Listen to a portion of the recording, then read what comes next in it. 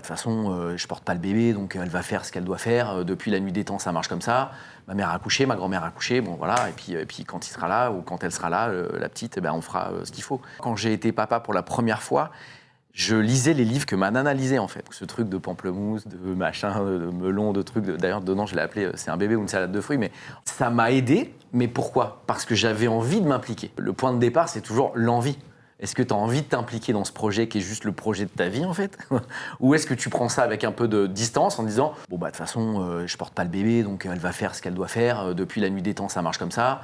Ma mère a accouché, ma grand-mère a accouché, bon voilà. Et puis quand il sera là ou quand elle sera là, la petite, on fera ce qu'il faut. » Quand tu t'engages dès le début, tu crées déjà une relation un peu plus forte, j'ai l'impression, c'est mon avis, avec ta partenaire. Et donc, il se passe quelque chose de... On est ensemble, ça passe par savoir ce qui se passe au niveau des hormones, dans son corps, les changements. Ça passe par l'envie de faire les cours de préparation, de pousser parfois un peu le bouchon comme je l'ai fait par l'autonomie, parce que tu as envie de rentrer en contact avec ton bébé, savoir ce qui se passe, qu'il bouge, qu'il reconnaisse ta voix, ta chaleur. Et donc, une fois que tu as créé tout ça, quand ton enfant arrive, tu as l'impression d'être préparé.